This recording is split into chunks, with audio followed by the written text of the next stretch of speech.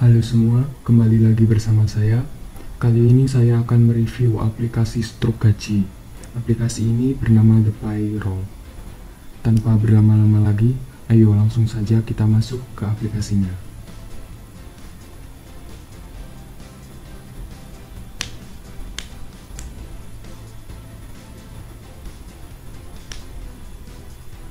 Ini adalah tampilan awal dari aplikasi The Payroll.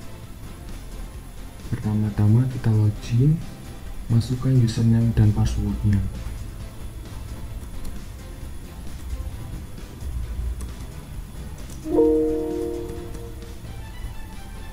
Lalu login. Setelah itu kita ke koneksi database. Kita cari database, lalu open, terus koneksikan. Kita lanjut ke menu utilitas, identitas. Form ini digunakan untuk memasukkan identitas instansi atau pengguna software. Di sini kita bisa mengubah nama instansi, alamat, telepon, kota, email, web, kepala, bendahara, nik kepala, dan nik bendahara. Kita juga bisa mengganti logo dengan cara klik cari logo, lalu pilih logo yang telah kalian siapkan. Misalkan di sini saya akan mengganti nama instansinya.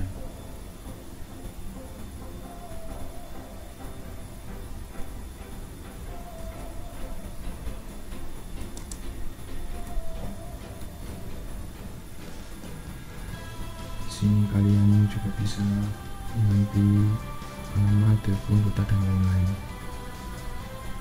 Setelah selesai, langsung bisa klik simpan. Kita lanjut ke buat grup. Form ini digunakan untuk membuat grup dan hak akses pada masing-masing grup. Untuk membuat grup, kita langsung klik tambah, lalu masukkan nama grup dan keterangan. Misalkan di sini karyawan.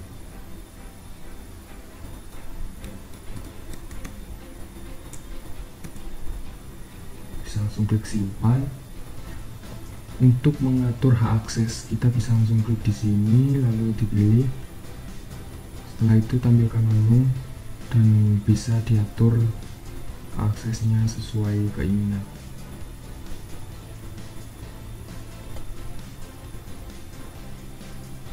Setelah itu bisa langsung simpan hak akses. Kita lanjut ke buat user. Form ini digunakan untuk membuat user yang akan menggunakan program. Bisa langsung klik tambah,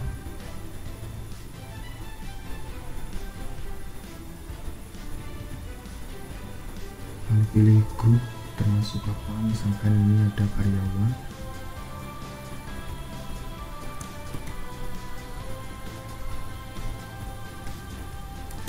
Masukkan nama lengkap, nama user, password, dan email password. Misalkan ini saya kasih nama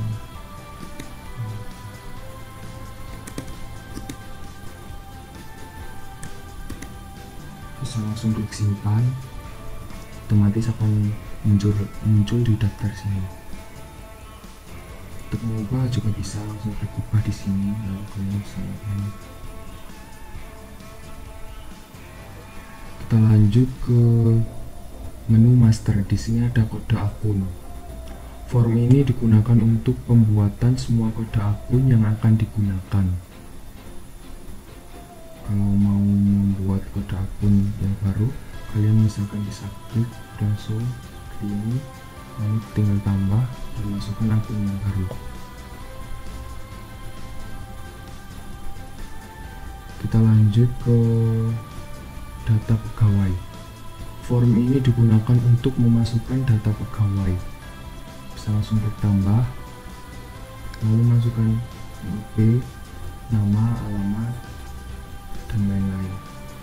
Misalkan NIP, lalu nama,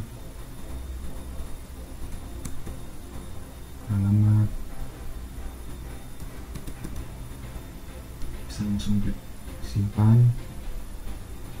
otomatis akan tertera di sini.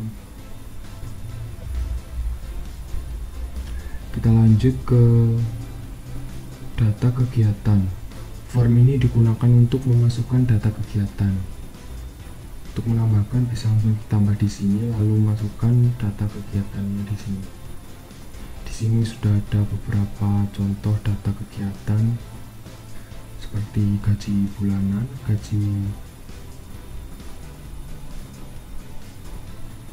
dan ada honor ujian juga. Kita lanjut ke data rincian. Data rincian gaji dan honorarium. Form ini digunakan untuk memasukkan data gaji dan honorarium. Untuk mengelompokkan bisa diklik mengelompokkan itu, bisa langsung klik tambah, lalu dikelompokkan, misalkan ada penerimaan ataupun potongan,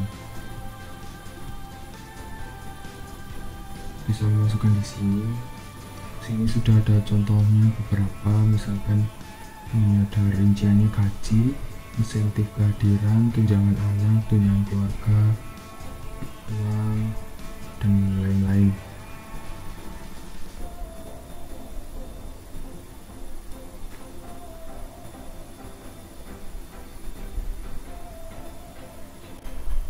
Kita lanjut ke transaksi. Pendapatan. Form ini digunakan untuk memasukkan transaksi pendapatan. Kita bisa langsung klik tambah di sini, atau kita bisa mengatur akun asal dan akun tujuannya. Misalkan ini kita menggunakan penjualan aset, akun tujuan BRI ya. Kita bisa klik tambah, lalu masukkan jumlah nominal pendapatannya, misalkan 10 juta. Kasih keterangan. Setelah itu kita bisa langsung klik simpan. Kita lanjut ke pengeluaran. Form ini digunakan untuk memasukkan transaksi biaya pengeluaran. Kita bisa mengatur akun asalnya, misalkan dari BCA, lalu kita pilih akun tujuannya, biaya karyawan. Kita bisa langsung klik tambah, lalu masukkan jumlahnya, kasih keterangan.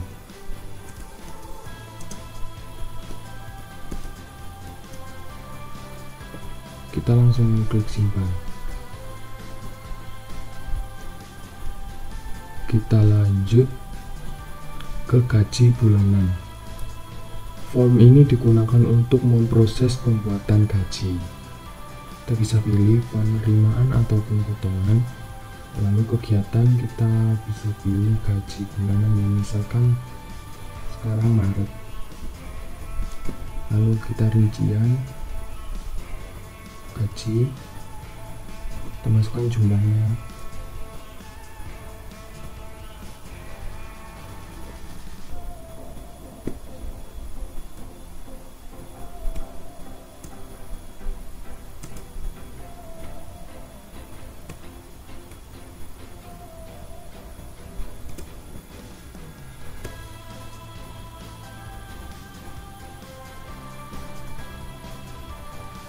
Kita langsung proses gaji.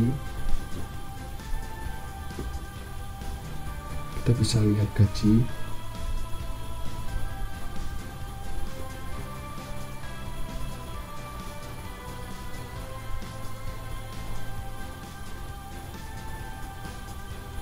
Di sini kita bisa langsung cetak struk ataupun cetak absennya. Nah, ini adalah contoh pencetakannya.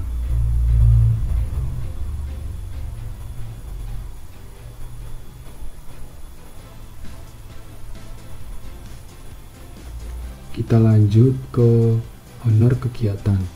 Form ini digunakan untuk memproses pembuatan honorarium. Kita bisa pilih misalkan Maret, lalu ya gaji Juni,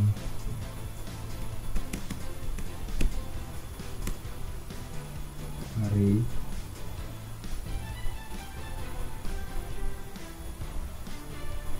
kita kasih keterangan,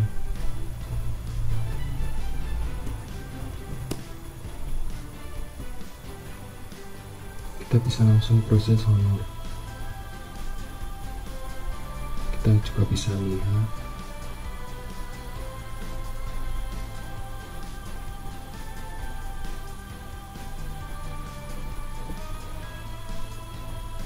cetak struknya. Ini adalah contoh langsungnya.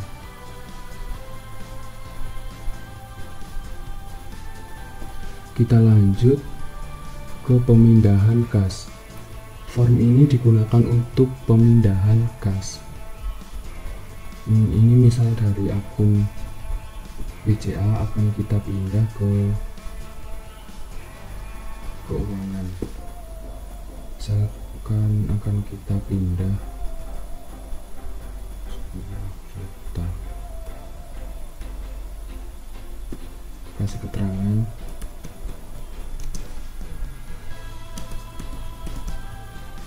Bisa langsung klik simpan. Otomatis di sini keuangan akan bertambah nilainya. Kita lanjut ke pembelian aset. Form pembelian aset. Form ini digunakan untuk pembelian aset. Ini misalkan kita akan membeli aset dari uang bagian keuangan. Kita misalkan beli komputer, tinggal klik tambah lalu masukkan jumlahnya.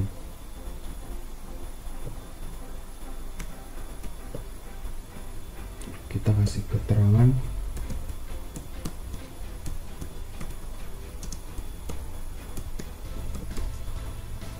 Kita klik simpan. Kita lanjut ke penyusutan nilai aset. Form ini digunakan untuk memasukkan penyusutan nilai aset.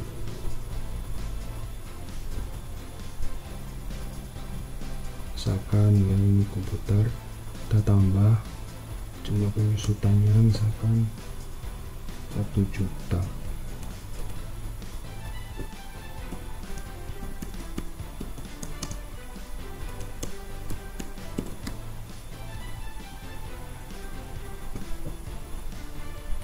Kita lanjut ke penambahan nilai aset.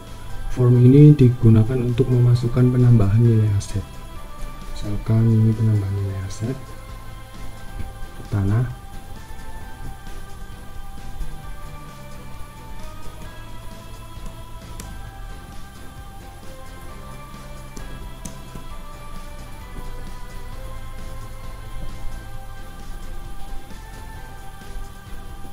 Kita lanjut ke menu berikutnya yaitu laporan. Di sini ada macam-macam laporan, mulai dari laporan harta sampai laporan jurnal penambahan aset. Kita ke laporan harta. Form ini digunakan untuk proses cetak harta. Kita bisa mengatur per periode atau sampai dengan hari ini.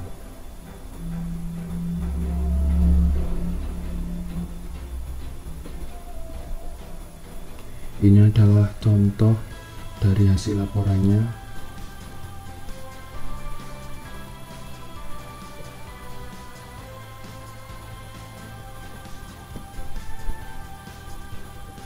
Kita lanjut ke laporan gaji atau honor. Form ini digunakan untuk melihat laporan pembayaran gaji. Di sini misalkan gaji per bulannya, kita bisa langsung cetak. Ini adalah contohnya. Kita lanjut ke laporan potongan. Form ini digunakan untuk melihat laporan potongan gaji. Semisal ada potongan, kita bisa langsung pilih bulannya, lalu bisa langsung klik cetak di sini. Kita lanjut ke laporan saldo. Form ini digunakan untuk proses cetak saldo. Kita bisa pilih per periode ataupun sampai dengan. Ini adalah hasil laporannya.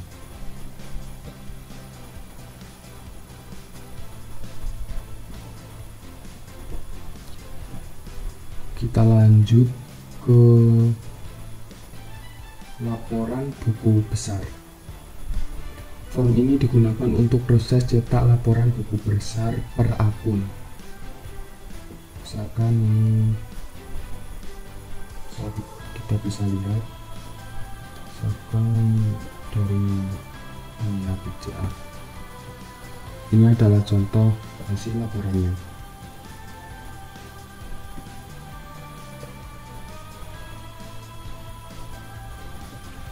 Kita lanjut ke laporan jurnal pendapatan. Form ini digunakan untuk proses cetak laporan jurnal pendapatan. Kita bisa langsung cetak di sini. Ini adalah contoh laporannya. Kita lanjut ke laporan jurnal pengeluaran biaya. Form ini digunakan untuk proses cetak laporan jurnal pengeluaran. Kita bisa langsung cetak di sini. Ini adalah hasil laporannya. Kita lanjut ke laporan jurnal pemindahan kas. Form ini digunakan untuk proses cetak laporan jurnal pemindahan kas. Kita bisa langsung cetak. Ini hasil laporannya. Kita lanjut ke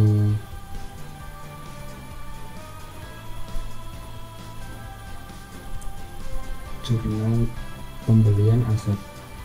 Form ini digunakan untuk proses cetak laporan jurnal pembelian aset. Kita bisa langsung cetak. Ini hasilnya. Lanjut ke laporan jurnal penyusutan aset. Form ini digunakan untuk proses cetak laporan jurnal penyusutan aset. Kita bisa langsung cetak di sini dan ini hasil laporannya. Kita lanjut ke laporan jurnal penambahan aset. Form ini digunakan untuk proses cetak laporan jurnal penambahan nilai aset. Kita bisa langsung cetak di sini dan ini adalah contoh hasil laporannya.